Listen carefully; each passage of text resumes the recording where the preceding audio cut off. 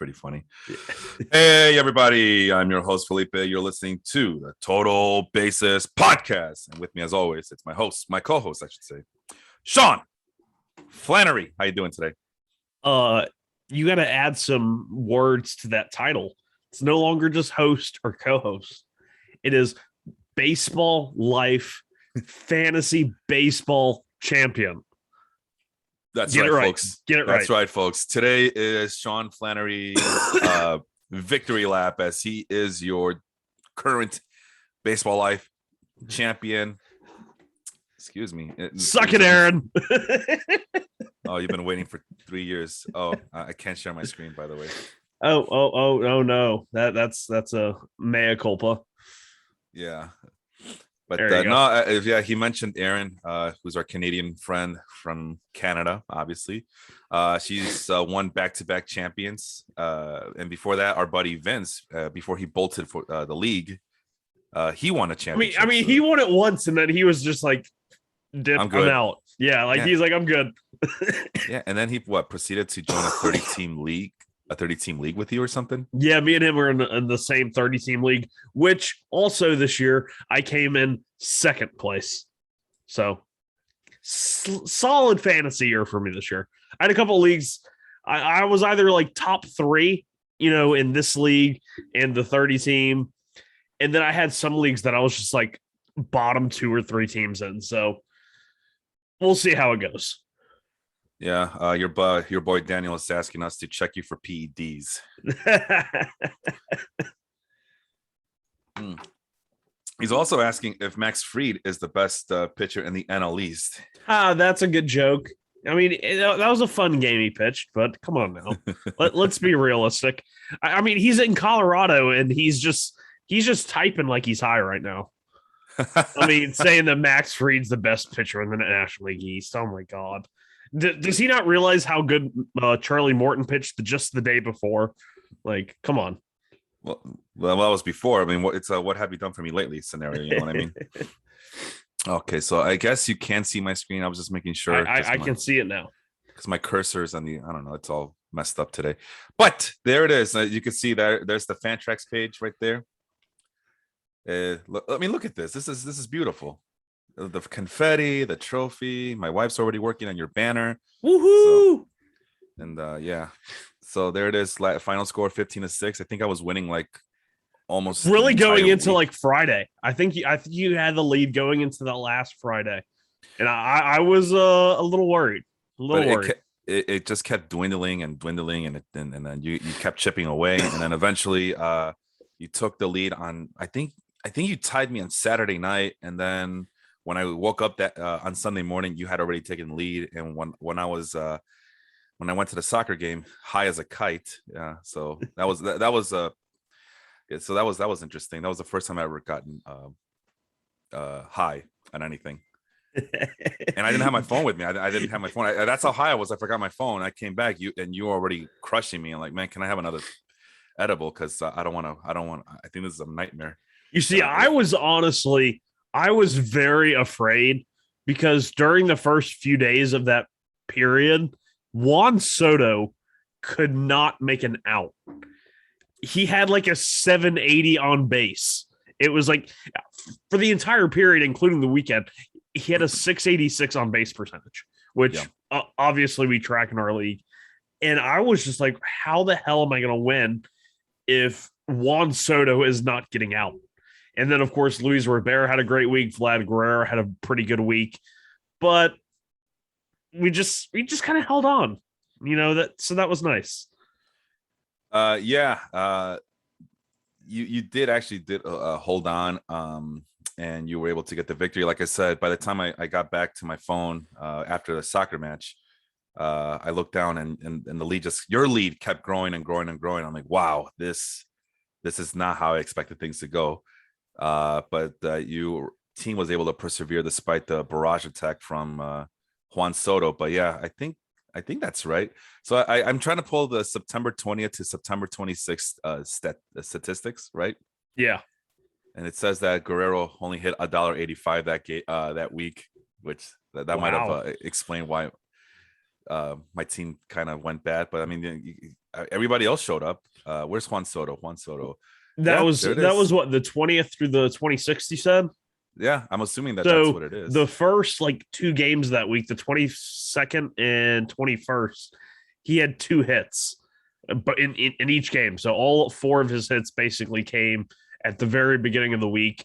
Juan Soto, I don't think made an out till Friday, and I was nervous. I had to start Tucker Barnhart. My catcher duo of Carson Kelly and Tyler Stevenson had been healthy basically all year, aside from Carson Kelly's one stint on the IL. And I had to start Tucker Barnhart the first period of the week.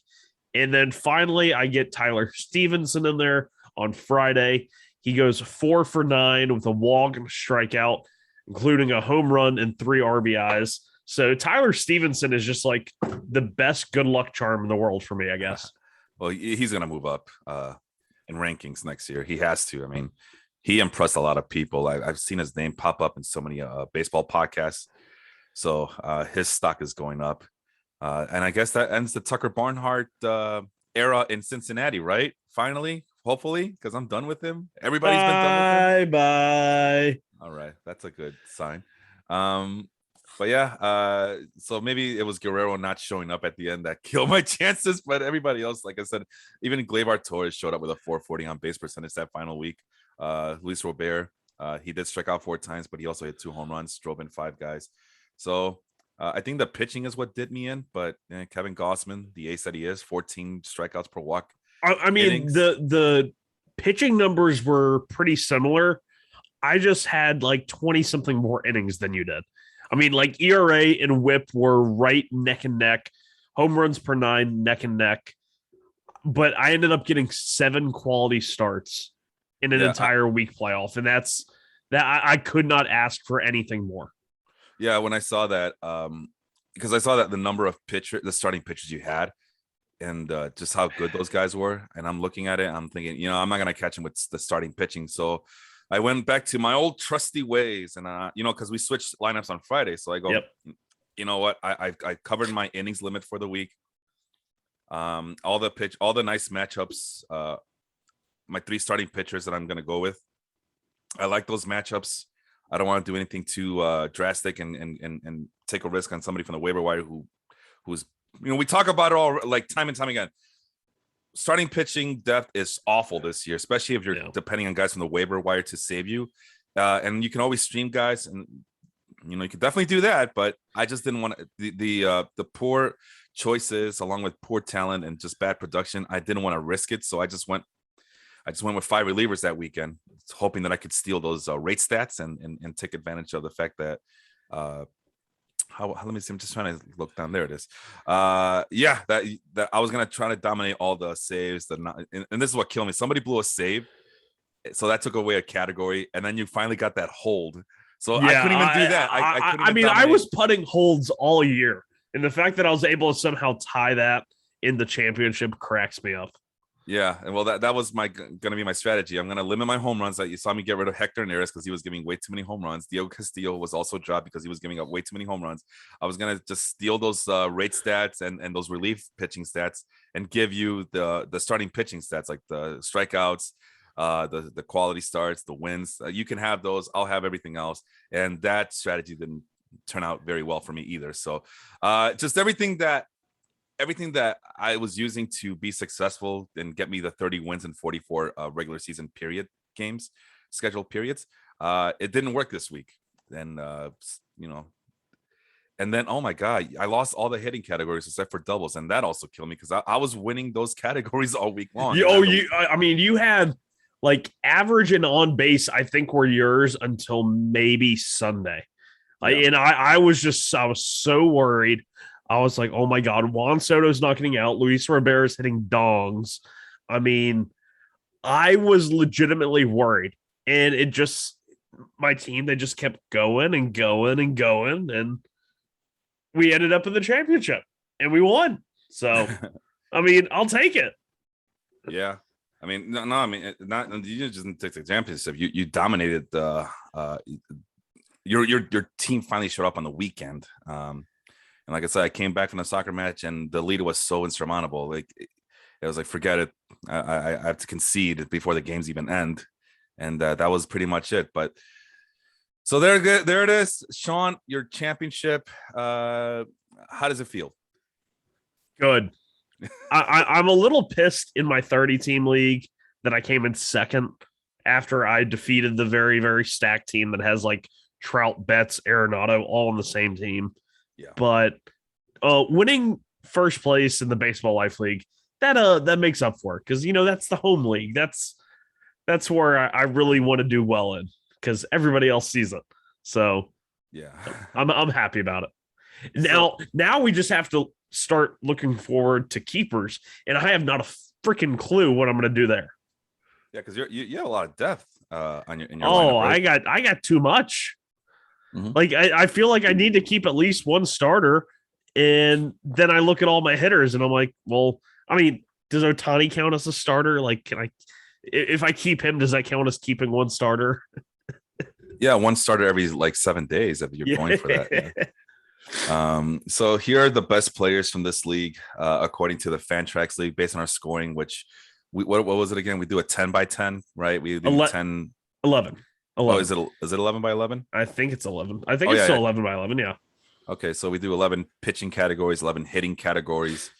And Walker Buehler and Jose Ramirez were both your best starting pitcher and your best position player in this league, scoring a score of 100 according to this league, according to our league rules or whatever, our league scoring. I mean, Jose Ramirez still quietly had just like a superb season, and nobody talked about it because he batted 266. Like, he had 36 home runs, 100 plus runs and RBIs, and almost 30 stolen bases, and not a freaking person is talking about it.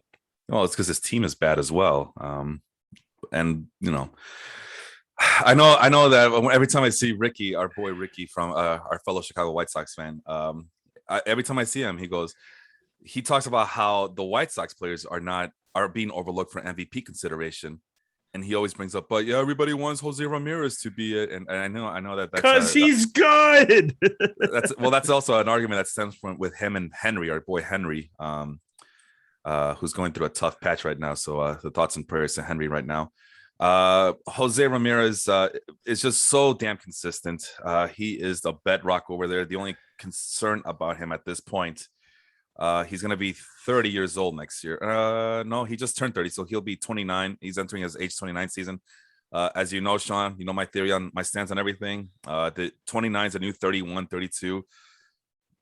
How much longer can he keep up this production as he ages?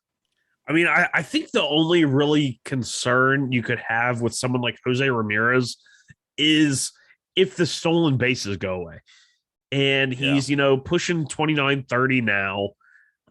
But even then, if he loses some stolen bases, he's still a 30, 100, 100 guy. Yep. And that is just insanely valuable. Even if he only steals 10 to 15 stolen bases on the wrong side of 30, we're looking at what? Paul Goldschmidt this year? Yeah. I mean, that's basically what he is, except at third base. Yeah, that's actually, I was thinking about Paul Goldschmidt because the third base is not a position people think about when they think about stolen bases, but Ramirez is the not just the exception, but also the benchmark as to the type of the production, consistent production you should be looking for. And the fact that he was only caught stealing 4 times with his 27 successful stolen bases, I mean, that's still a pretty good percentage going into your age 30 year.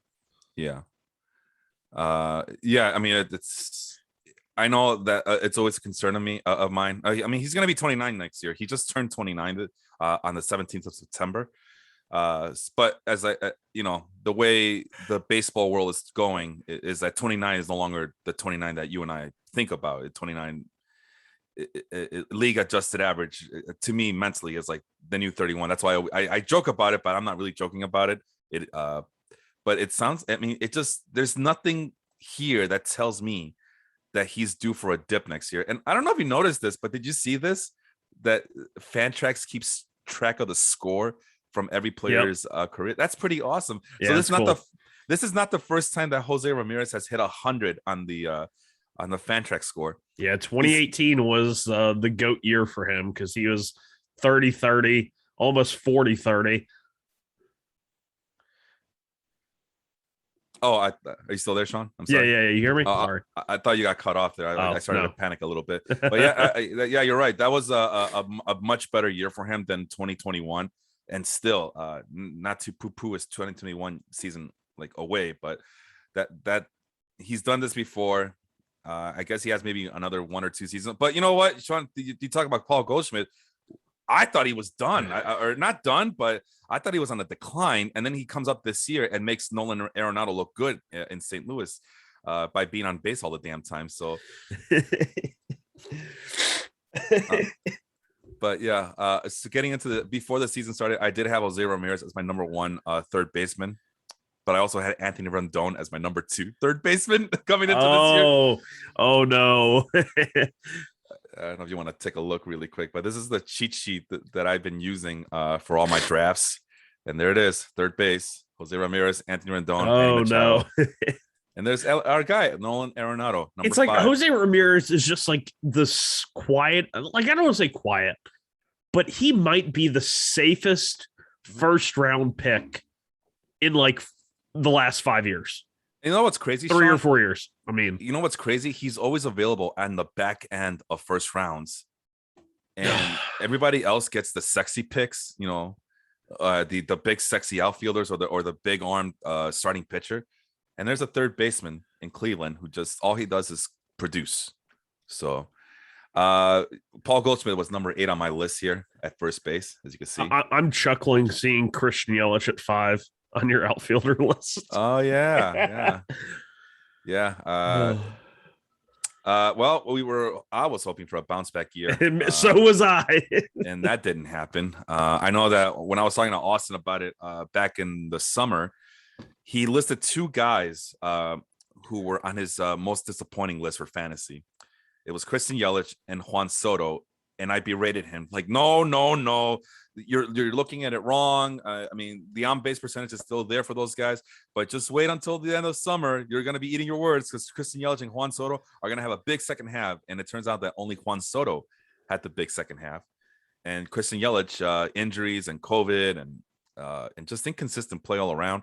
I mean, and he's only 29. See, that's what I'm talking about, Sean. I think he's 29 as well. Yep. And he's already showing signs of being deteriorated or whatever. But yeah. Our friend of the show, Andrew Sullivan in the 30-team league, actually moved on from Christian Yelich this year. Me and him had back-to-back picks in that inaugural draft of the 30-team dynasty. He picked Christian Yelich. I picked Aaron Judge. I was looking like the buffoon the first 2 years, but since then, he basically did a straight up trade of Christian Yelich for Alex Bregman. And I thought that was a pretty interesting trade because Bregman was on the injured list at the time. And it's one of those like Bregman's numbers are still better, but when you make the trade for Yelich, who's been down 2 years in a row now, I mean, he's basically a league average hitter with a high on base. Yep. It's how does he go from 40-30 season to league average in just such a short time period? I don't get it. No, I know that he's been struggling with injuries. I know there was a kneecap. Is it called? Yep. Is that what it called? That was when he got, what was it, hit by pitch, I think. I thought he fouled the ball. Or foul the ball. Yeah, that's what it was. I think I'm not 100% sure. I honestly don't know, but I know that it was. I knew that was my first cause of concern, but it's Christian Yelich. You know, and I personally have stock in this because he's in my other keeper league, the points league, and I've been on this on this guy since he was ripping apart the AA minor league system for the Marlins. And he was so I put him on my minor league slot, and I've grown attached to the guy. I love his game. And he finally developed into the power hitting stolen base machine that everybody thought he could be, the power speed combination. And I know he also got COVID, and he's also had back problems. So it's years of just playing every day and being a consistent player has finally caught up to him. Or you could just say that he was caught cheating, you know, with the signals, and Milwaukee might have had their own trash can incident going on over there At least, that's what the YouTubers tell me. I did my own research. I did my own research, guys. Okay. You see, I think the thing that throws me off the most with Christian Yelich is that from 2015 to 2019, he was in the 99th, 97th, 87th, 199th percentile in terms of expected batting average. He was, just like he was like a mini Freddie Freeman. That's like the best way I could describe it. And then the last 2 years, 49th and 48th percentile in expected batting average. It's like, what has happened? I mean, he still hits the ball hard. He doesn't chase. Yeah. He's whiffing a little bit more, and it seems like it shouldn't be affecting him this drastically, but it is. Yeah. No, and like I said, I am I feel it. I feel it. Like I said, I have stock in him, but I'm just at this point, you just if you're in a keeper league and if you could try to trade him, but you're not going to get the fair value you're going to get for him, you're going to have to humble yourself a little bit, which it just depends. But he will be entering his age 30 season next year. It just depends how you want to go about it. Are you ready to just move on and get whatever you can for an aging outfielder? Or do you think he has one more good season in hand where he just bounces back? I mean, the on-base percentage, 362, which was higher than last year. It's respectable, but like you said, it's nothing to compared to what he was doing when he was at his absolute peak of hitting over 400 on-base percentage. But I mean, yeah, there's it's a real mystery. But I just have to account it for injuries, COVID, and just normal age decline. So we'll see what happens in the offseason. I'm trying to get to his play. There it is, the plate discipline numbers. Like you said, he's always been a patient guy. He's been a little bit more aggressive this year than he was last year. But last year was an anomaly. Who knows what's real and what's not. Yeah, but last year was I've given up on like looking at those numbers and trying to figure it out. so at this point, we should just combine 2020 with 2021. But he's always been a patient hitter regardless. And the contact was up, from last year. It's actually up since 2019. So he was at 77.5% contact rate overall. So the plate discipline numbers are still steady. We're looking for that production. That's all it is. I think the weirdest thing, just looking at his plate discipline numbers on Baseball Savant, is that his chase rate in 2018 and 2019 was 25, 27, 28%. And then the last 2 years, which have been his down years, they dropped dramatically to career lows. 17.7 chase percentage in 20 and 18% this year. Well, so it's not for like a lack of plate discipline. It's a lack of aggressiveness. That's exactly it. Is he getting pitched around in that lineup? Like there's so many things it could be. He had an outlier in terms of whiff percentage last year where he kind of struggled to make contact at the beginning of the year. But then this year, it was the lowest it's been since 2018, 2019. So. And that's exactly right, Sean. There is such a thing as being too disciplined. We've seen it with other guys before. We've seen it personally here. We've seen it in Chicago with Chris Bryant, with Anthony Rizzo, with Kyle Schwarber, guys who are consistently at the top of the leaderboard in terms of pitches per plate appearances and low swing percentages and low chase rates. But on the opposite side of the spectrum, we see guys be successful with a very aggressive free swinging way, like Adalberto Mondesi, who is everybody's favorite first round pick from this past season. How that worked out for you people? When will you learn? Tim Anderson's another example. Actually, Luis Robert. Actually, the White Sox would be the opposite. Anybody from the White Sox. Anybody from the White Sox and their lack of plate discipline, they'll tell you that they'll poo-poo on that theory, and they'll say these guys just swing at everything and everything will be okay. They generate their own luck. They generate their own high BABIP. They don't take any walks, and they when they do strike out, it's fine. And even then, I wonder who let the White Sox in strikeout percentage this year. So I'm gonna take a quick look right here. Oh God, I have no clue. Jesus. Okay, so I forgot that the White Sox were riddled with injuries at not a lot of guys. What do you call it? Qualified for Yohan this. Moncada really had that high of a strikeout percentage. I'm kind of shocked. Yeah, well, Moncada's the exception. He is, I believe, he's a very patient hitter. So Yeah, it goes back to what we talked about. Yeah, him and Grandal just had like stupid high walk rates, but I mean, I guess like 25% is high, but it's not like dramatically high. Plus, he couples that with a 13.6 walk percentage. But again, that's because he's a very patient hitter. So we just talked about it. Like there is such a thing as being a little bit too patient. So there has to be some sort of balance. And there's let's see, Zach Collins at 29.9, but again, that's coupled with a 14.7 walk percentage. So I guess Eloy Jimenez at 24.7, which is that even high anymore? Is that high by today's standards? I don't think it is. That's like probably a slightly above league average. And the because I think league average was like right around like 22% this year.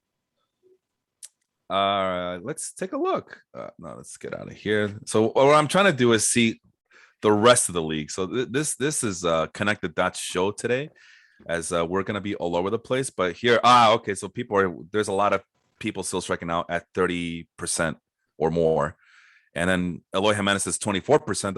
Doesn't look bad by comparison. He's not even on the first page on the Fangraphs page right here.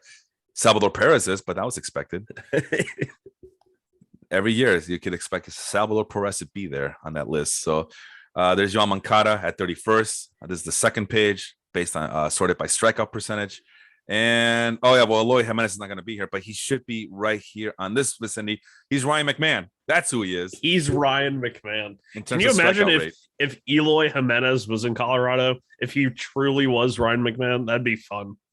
Yeah. Aside from him having to play left field in that giant outfield, that would not be fun. Actually, yeah, he would be posting similar numbers to Ryan McMahon. 23 home runs, 86 RBI, same strikeout percentages. I think a little bit more power, though. So I don't know, these three, the slash line would be a lot better if Eloy Jimenez was in Colorado. For sure. But yeah, don't tell me that there's no Coors field effect. I mean, come on, guys. So that's pretty interesting. So we're at a crossroads here, Sean, with the I know you won this league because you were able to get the guys who strike out less and walk more. At least that's how it showed up in our game for that championship week. So we've had enough time to talk about it. I know this was hotly debated back in 2015 among baseball fans and writers alike. When the Royals won their World Series, that kind of tipped the scales as to this whole plate discipline thing. And it was seen as having what they call plate discipline as being an analytics thing. So that means it's evil. And then these free swinging Kansas City Royals with a high contact rate, they kind of poo-pooed that idea, and they won the World Series. And it was believed that was going to be the new era in hitting. Whatever the Royals were doing, that's what everybody was going to do from here on out. So after 5 or 6 seasons, where are we in that debate in terms of being patient and being too aggressive?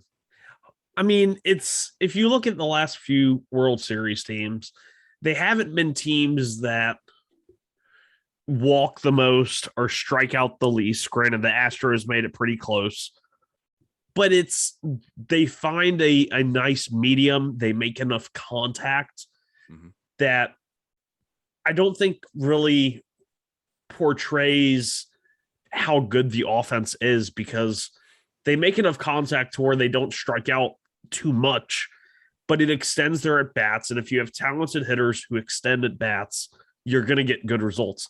I mean, you just look at the Astros this year. I mean, your best hitter is likely either Kyle Tucker or Carlos Correa.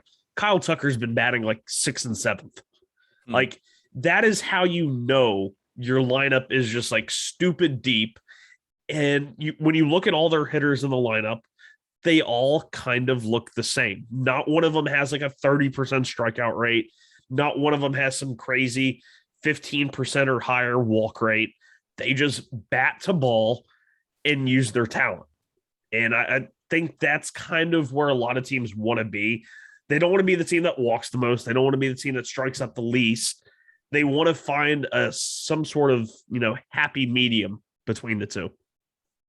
Yeah, and it goes back to what I always talk about. It's always about balance. And by the way, it's kind of funny that the patient approach was always an Oakland Athletics thing, and the free swinging approach was always a Royals thing. The free swinging but high contact rate was a Royals thing. The Royals have the championship, and the A's have been irrelevant since then. But I have another Fangraphs page to show you, right? Dun dun dun. Let me know if you can see that. It is popping up now. Right, swing percentage, yes. So I went back from 2014, so right before the Royals won their championship, and I think the Royals were a good team that year too. In 2014, they lost to the Giants in the World Series. Yeah, Madison Bumgarner. Okay, and then 2021, it's the Yankees who strike out a lot. At least that's what Yankee fans tell me, that they have no. They have no knack for they don't have a knack for situational hitting, and they're always swinging like there's nobody on base. But they're a very patient team. The lowest swing percentage. That's actually very interesting. I would have not guessed them to be the lowest swing percentage. No, I mean, look at that lineup. It's a bunch of guys who are patient, take a lot of walks, but they also strike out a lot because they work the count. They do enough to foul off pitches. And unfortunately, when you're going through those long at bats, we see highlights of it working the hitter's way. But there's also a good chance, because it's baseball, that it's going to work more for the pitchers than it is for the hitters.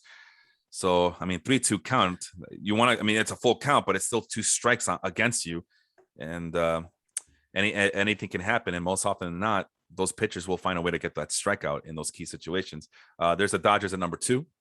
Yep. So, I mean, they're a good team, right? That's a pretty good team.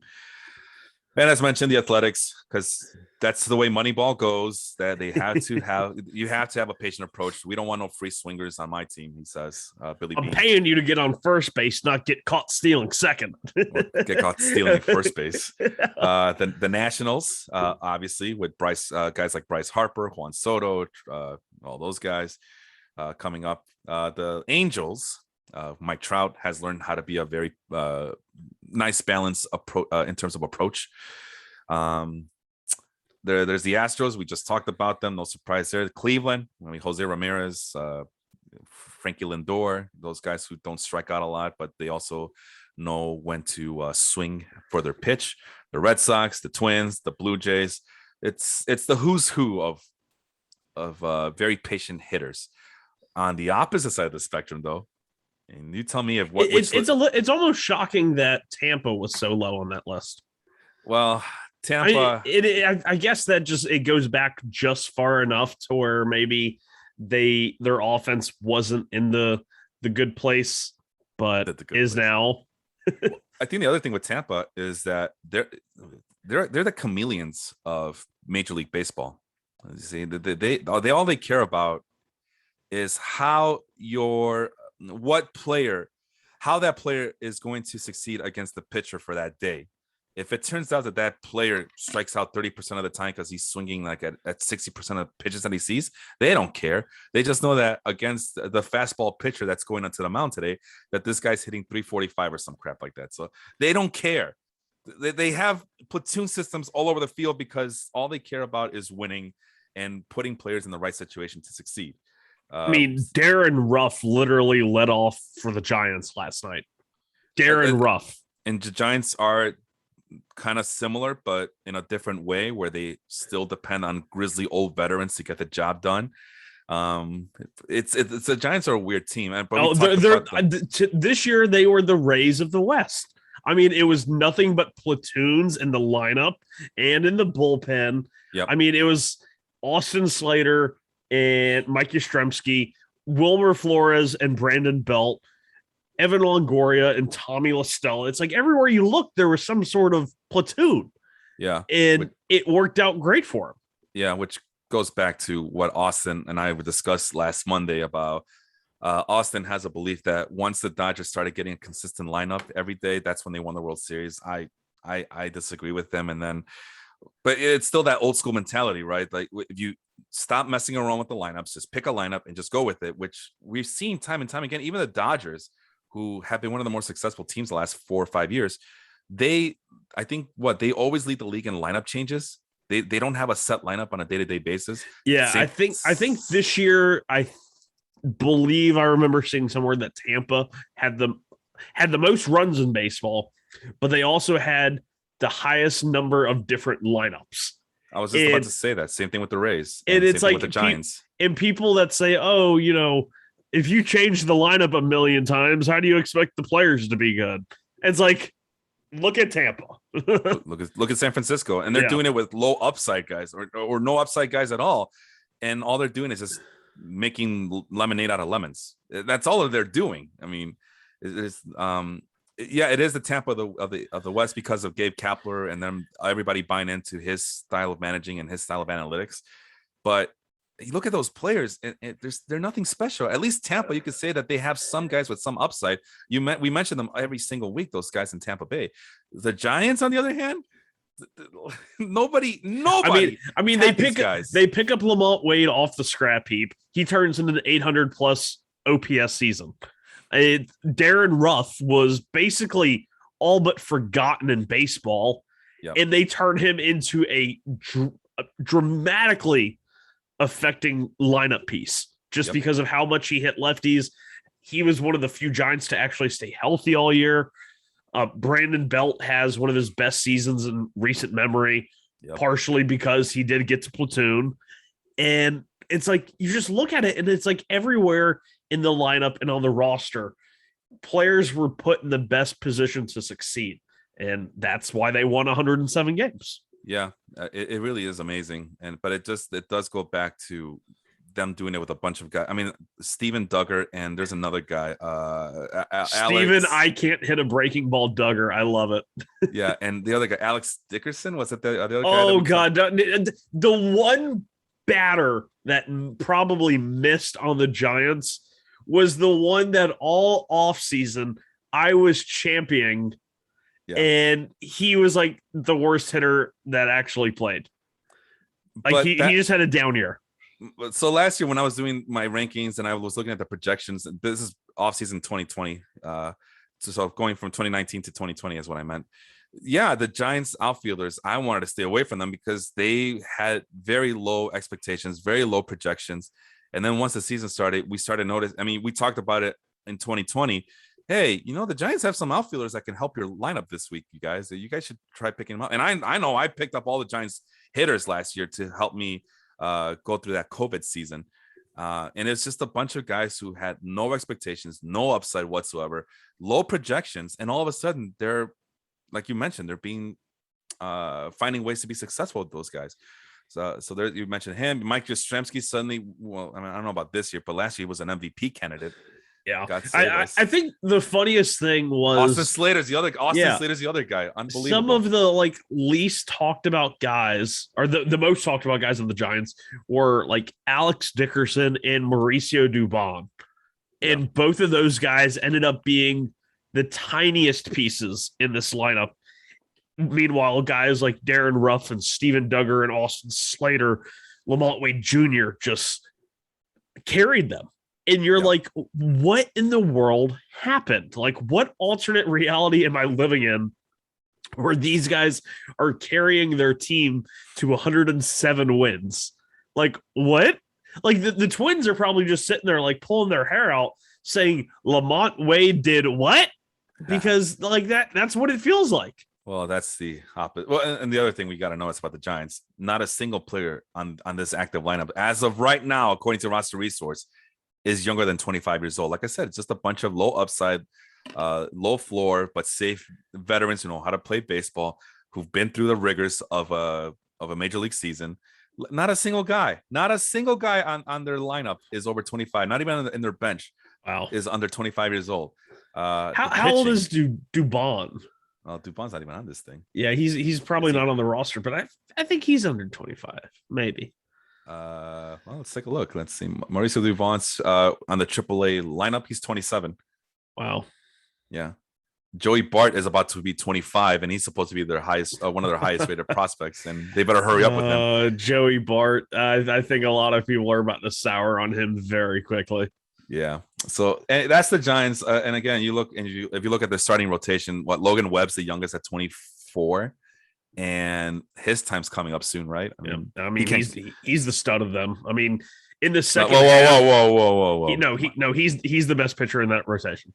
Whoa. He's better than Kevin Gausman. No, okay, now you're being crazy. No, now you're just trying to say things to get me underneath my skin. No, partially. Once I heard the first reaction, yes, but no. He is better than Kevin Gausman. I believe in that. No. Logan Webb's lucky to be alive. That's all it is. Logan Webb's lucky to be on a team that continue to believe in him. But Kevin Gausman's the goods. I don't know why Kevin Gausman's pitching number 2, but that's fine. Because he sucked in the second half.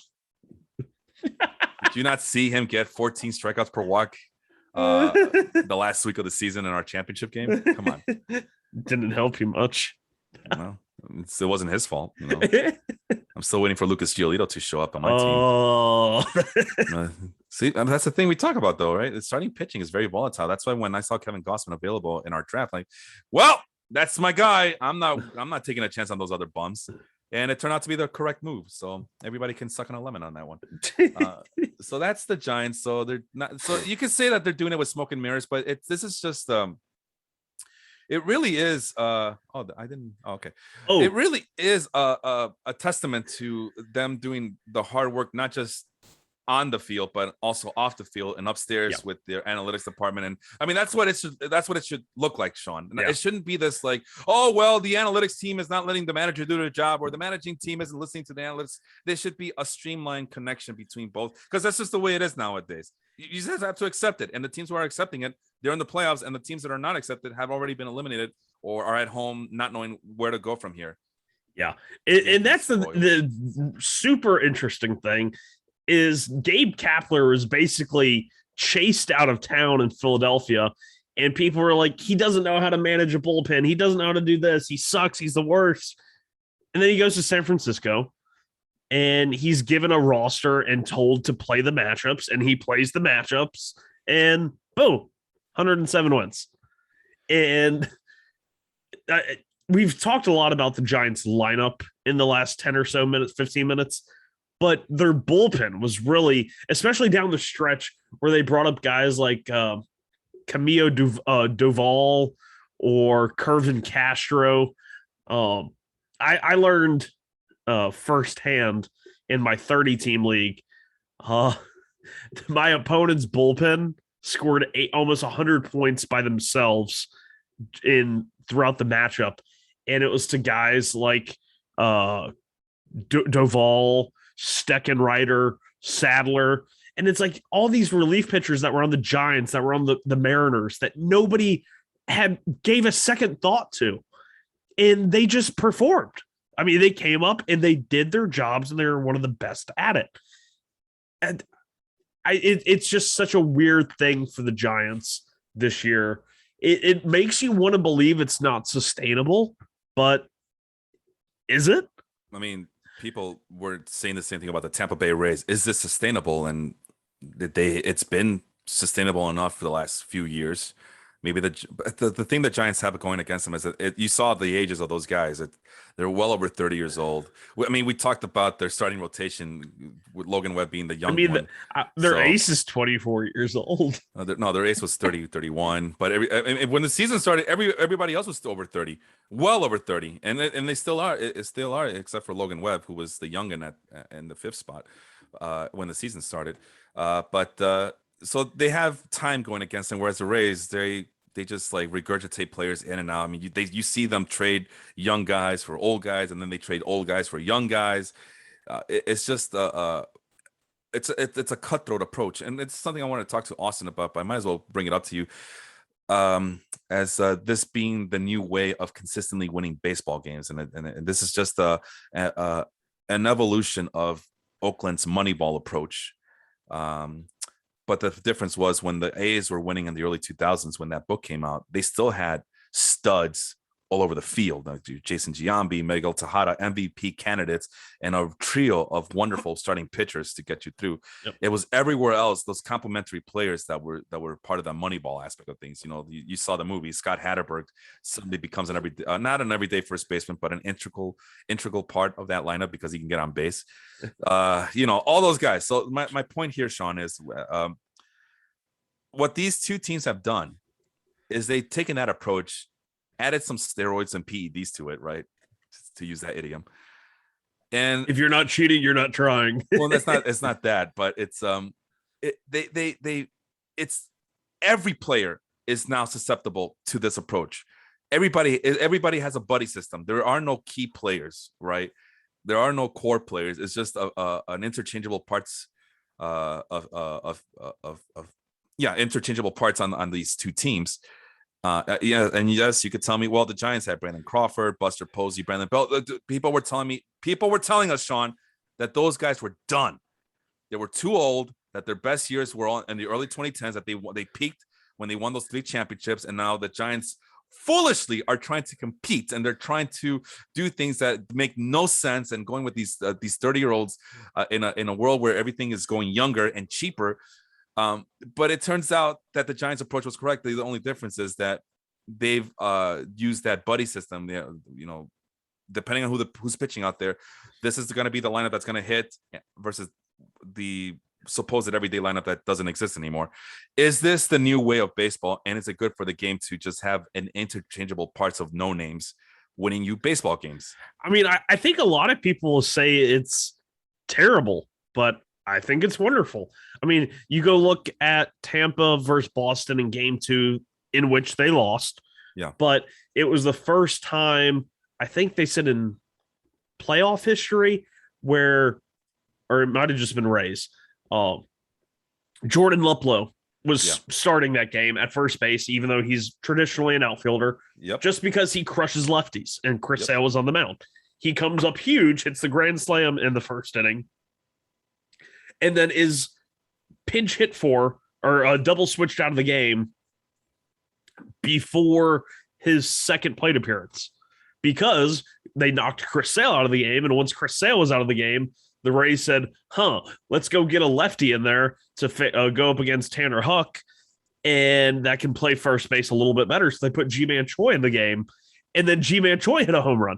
And it's one of those, like, you would have never – the guy hit a grand slam in the first inning, and then he's out of the game before he can have another at-bat.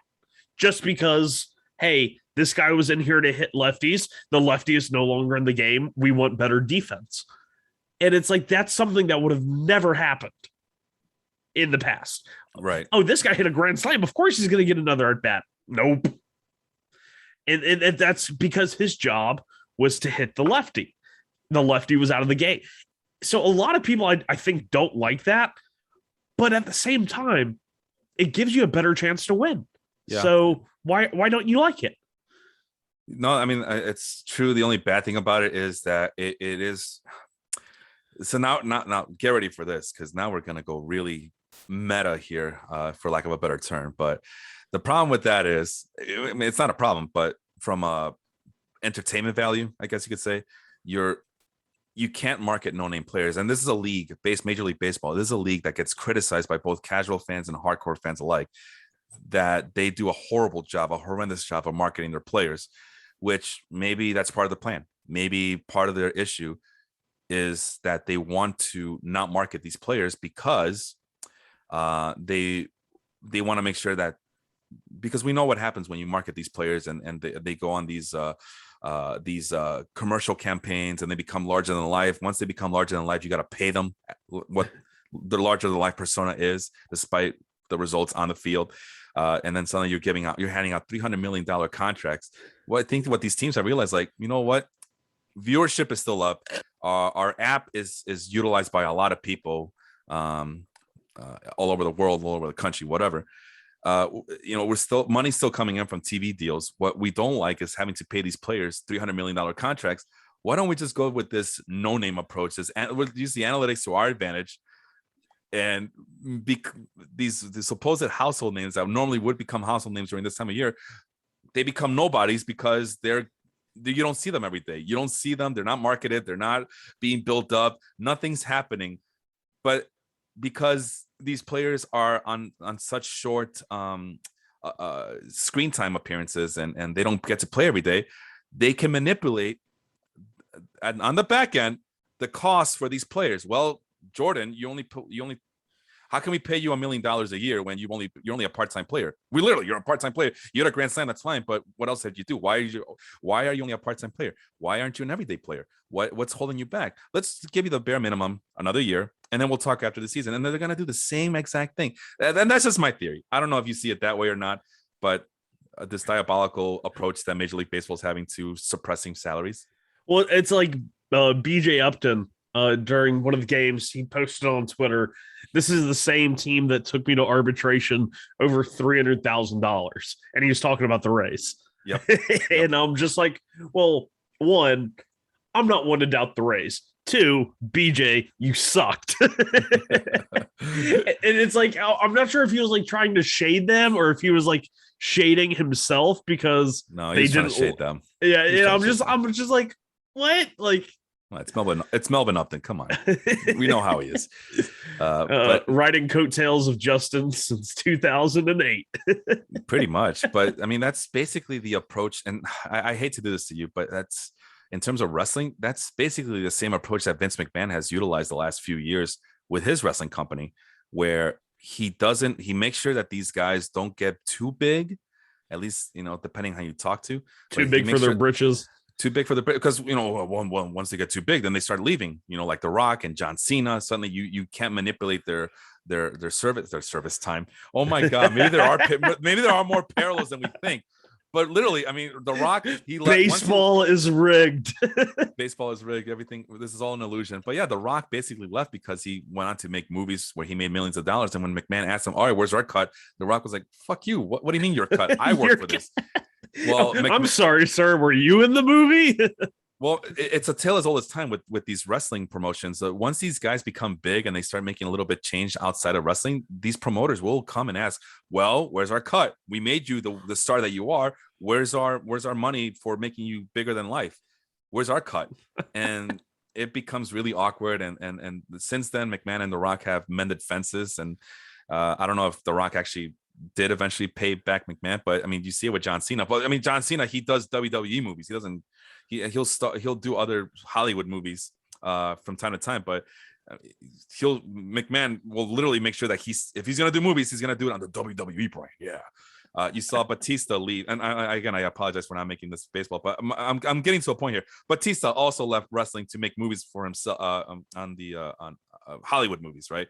And he's only occasionally come back, but their relationship is not as bad as the Rock's was.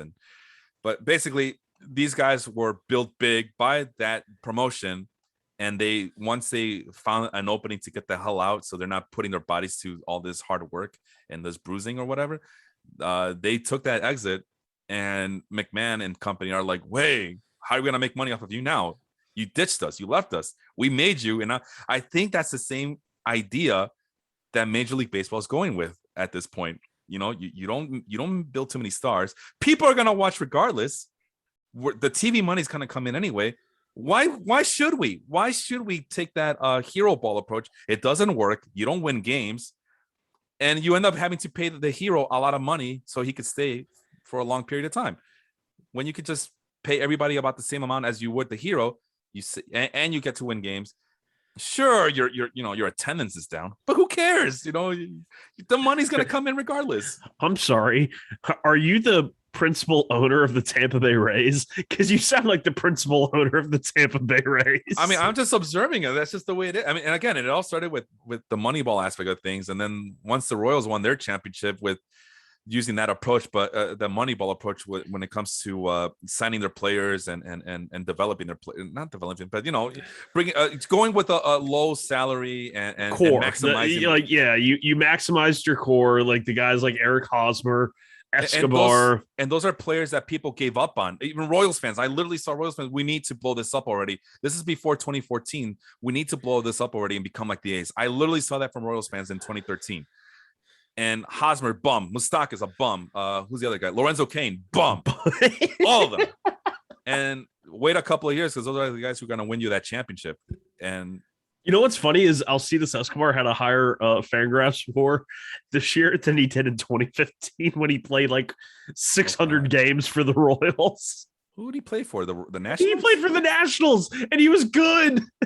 That's so odd. Maybe experience, right? Maybe he's trying out. He's putting it on film for tryouts with the Giants or Tampa Bay Rays next year. Yeah, he was. I love how I said he was good, and then I pull up his Fangraphs page, and he was exactly a 100 weighted runs created plus player. I know. I started seeing him available, highly ranked on the waiver wire. Yeah, he started playing a lot. He was 1.7 WAR, played 75 games. Was his first major league season since 2018. Oh, geez. Yeah. Well, welcome back. And when I saw his name, I thought that can't be right. Is that Alcides Escobar? No way. Maybe it's another guy named Anthony Escobar. Antonio Escobar. Anthony Soprano. Anthony Soprano Escobar. So really quick, the last thing I want to talk about, the opposite side of the spectrum. I think we might have touched it a little bit, but we might as well go on the opposite side. These are the top 10 aggressive swinging percentages. In that I can believe. I can believe that's it, looking at it. I mean, the Royals, we just talked about how aggressive they were in 2015, and they've been aggressive ever since. Danny DeVito with the Royals hat on. So I started swinging. so I started swinging. Alberto Mondesi.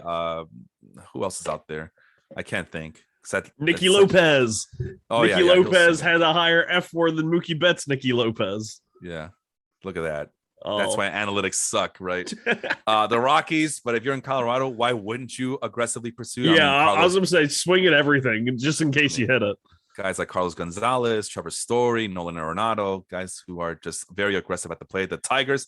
So yeah, what was that? What did this aggressive approach ever do for the Tigers? Nothing. It's such a terrible ballpark. Why haven't they changed the dimensions of it? They have already. They've actually brought in the fences a little bit back in the early 2010s, I believe. I mean, to dead away center is like 420, and to right center is just like freaking the Mojave Desert. And I don't get that ballpark. Well, they're developing pitchers, right? Matt Manning, Casey Mize, developing pitchers. Tarik Skubal. We're still waiting on those guys. Hey, Tarik Skubal finished with like right around a 4 ERA. So that wasn't bad. He'd get torched as well, though. Come on. The Orioles, obviously, when you have guys like Adam Jones, and I mean that again, this is early 20. This is 2014. I believe Manny Machado, Adam Jones. Manny Machado will hack at everything. Sure. The Braves, I don't remember would Acuna be a free swinger at this point? I mean, like the first couple years, but he's pretty disciplined now. The last 2 years, trying to think about who would cause them to be so high. Ozzy Albies. Albies, yes. Oh my god, I got into another discussion about Ozzy Albies, and it pisses me off because when you pulled up the best players in our fantasy league, he was like top 10 in terms of end of season score, and I'm like, how does he do it when he's a below league average hitter against righties? How does he do it? Bottom line, Sean, it comes down to playing time. You know what I basically said when I was having this discussion? I said, you know who Ozzy Albies is? Oh, let me guess. When he bats lefty against right-handed pitching, you know who he is? I don't know who. Rugden Odor. Oh yeah. Oh God. It makes too much sense. Well, it's and then versus lefties, he hits like 380 and has like a slugging over 900. It's like the dumbest thing in the world. Well, Ozzy Albies is the reason why I was going heavy. I was telling people to go heavy after Salvador Perez back in 2020. It just comes down to playing time. In a world where these players are seeing less playing time or getting hurt more regularly or getting more rest time, you want to go after a guy like Ozzy Albies because he will play every day. Hence, he'll get the counting stats and pad those categories that you're looking for. I mean, he played 156 games. He had 30 home runs, 20 stolen bases, 100 plus runs and RBIs. And yet he was a 107 WRC plus hitter. Yeah, but the counting stats is all that matters in fantasy. That's why he was regularly the number one. 686 plate appearances. The number one guy in fantasy. I kind of changed my mind. I went with DJ LeMahieu just because I thought he had one more good season. Plus he's eligible at other positions as well. But in terms of solid hitter, he's the guy. And I bypassed the counting stats that Ozzy Albies could give you. And it turned out, no, that was the wrong move to make. That you should have just gone with the counting stats. But either way, I always draft my second baseman pretty late in the draft anyway, so it doesn't matter. Okay. Speaking of playing time and plate appearances, I just decided to sort the league leaders in plate appearances. And number 7 is Bo Bichette. Number 6 is Tommy Edmond, who I was telling people before drafts last year, don't draft Ozzy Albies, wait 100 picks and draft Tommy Edmond. And I wasn't necessarily wrong. I mean, Tommy Edmond gave you 30 stolen bases, 91 runs, 11 home runs, which is nothing compared to, 30 home runs, but still pretty good discount. But Bo Bichette was 7. Ozzy Albies was 9. And the difference between Ozzy Albies and the batter in front of him in terms of WRC plus was only 4 points. This guy has had a 103 WRC plus, and Ozzy Albies had a 107. JP Crawford. God. I mean, like, you look at their numbers and you're like, obviously Ozzy Albies is dramatically better. And it's like, you look at their home runs, RBI, stolen bases, and then you look at the WRC plus and you just like can't reconcile. What was his on base percentage, Albies? I think that was another thing that we talked about in the offseason. 310. Oh, so typical Ozzy Albies. Yeah, remember typical Ozzy Albies. Yeah. So, I'm telling you, it's the rate stats. He crushes lefties just enough to make his slash line at the end of the year somewhat palatable, but it's always the counting stats with him, and that frustrates the hell out of me. I'm trying to load. Oh, there it is. So yeah, he finished as the number 1 second baseman, even in our league that accounts for on base percentage and batting average. Yeah. It didn't matter because the counting stats were so ridiculously high that he still finished at the very top of the second base list based on the plate. He finished better than Marcus Semien, who also had a monster year this year. Yep. And I feel like the stolen bases probably plays into a factor there. What was the? I mean, remember we use stolen base net. Okay. Yeah, only difference. We use stolen base net over here, so it's remarkable that Albies with the low on base and the low batting average still finished ahead of Marcus Semien in our league, and I can't figure out why. Is it the low strikeouts? Triples? Maybe the triples there. Like, I honestly feel like that's probably the deciding factor right there is triples. Oh, wow. All right. Well, there it is. Draft for triples then. Let me, that brings up another question. Big brain play. Who led the league in triples and what was their score? So there's Shohei Ohtani. Yeah, he was 95. Tied. Who is he tied with? David Peralta. Jesus Christ. That dude's Reynolds. Like old now. I mean, these are not the speed guys, I don't think. I mean, so Brian Reynolds, I never confuse him for a speed guy. I mean, Shohei Ohtani's pretty fast. Yeah, that was kind of surprising to see that him run like a gazelle out there. So I mean, he had like 2 triples in one of those last games at the last week or something like that. Yeah. That's what it was in the semifinals. I had him in my pitching rotation, and he was supposed to pitch on a Sunday, and that Saturday he hit 2 triples, and I would have won triples for that week if I'd had him in my lineup. Oh God. I'm getting triggered over triples. Oh no, that's all right. You won anyway. So really quick, the Chicago White Sox also on that on that free swinging way since 2014 for obvious reasons. I mean, look, Jose Abreu for starters, Tim Anderson we talked about, even Eloy Jimenez and Luis Robert. They'll swing at everything, and the exception is Yoan Moncada, who looks, one of these things don't belong together here. The Giants, obviously, when you guys have like a Pablo Sandoval on your team who swings at almost every single pitch, but he's able to make consistent contact, it doesn't matter. But you also have a guy like who's another guy who? Brandon Belt's been a pretty patient hitter. Brandon Crawford, I believe, is a Crawford usually swings a lot. Yeah, he doesn't have a very high walk rate for his career, I don't think. The Reds also out there, which is remarkable. Tiny ballpark. Tiny ballpark, but Joey Votto, who doesn't swing at anything ever, but Eugenio Suarez, yeah, Zach Cozart, the dead body of Zach Cozart. Yeah, is he dead? No. He might as well be. He was traded along with a first round pick, Will Wilson, just so they could get rid of his contract. And then he was immediately DFA'd, like right after the trade. So the team accepted a first round pick, Will Wilson, just to take on his contract. I thought that was hilarious. But talk about making yourself feel bad. The last 3 teams on the list, the Phillies, who I don't understand. I can only think about Michael Franco since 2014 being that free swinger. Yeah. I don't know who else would have been on that team. Tampa Bay Rays, we just talked about them ad nauseum. The New York Mets, which that was so surprising because of they have a lot of guys. When you go back and look, Daniel Murphy was a patient hitter. Michael Conforto, Brandon Nimmo. Murphy swung more than you realized. Murphy was more of like a contact hitter. And then when that last year was when his walk rate actually elevated when he started hitting. Yeah, you're going to be surprised at how low his career walk rate was. No, I'm not talking about the walk rate. I'm just talking about the swing percentage. Oh, no, he was a swinger. He was a swinger. Yeah, that's what I meant. Okay, not like that type of swinger, but he was a swinger. Isn't that a movie too? I'm sure there's plenty of movies about it. So yeah, right there, 48%, 49%. Oh, okay. So yeah, he was more aggressive than I remembered. 53% to finish off his year. But again, when in Colorado, just hack at everything. I'll always remember when he was a prospect and they did a little interview with him and they came up to him and they asked him who he was. And he said, I'm Daniel Murphy and I bat third. Not I play third, I play second, I play left field. I'm Daniel Murphy and I bat third.